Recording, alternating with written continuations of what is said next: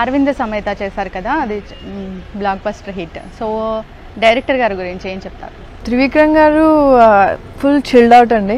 ఆయన అంటే మేము సెట్స్లో కూడా చాలా ఎంజాయ్ చేసేవాళ్ళం. ఇంప్రొవైజేషన్స్ ఉండేవి చాలా.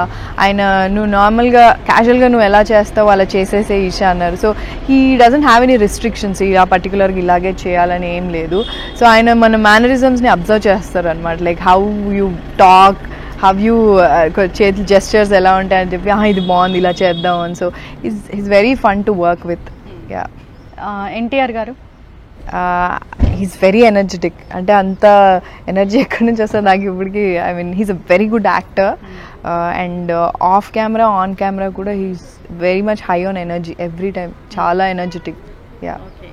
మరి ఈషా రెబ్బా ఏదైనా కాస్ట్యూమ్స్ విషయంలో ఇబ్బంది పడుతుంది, లేదంటే ఈ కాస్ట్యూమ్స్ వేసుకోను అని చెప్తుంది అనే మీ మీద కంప్లైంట్ ఉందా ఏమన్నా?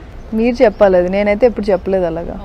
అంటే ఎలాంటి కాస్ట్యూమ్స్ అయినా వేసుకోవడానికి ఇష్టపడతారా క్యారెక్టర్ డిమాండ్ చేస్తే?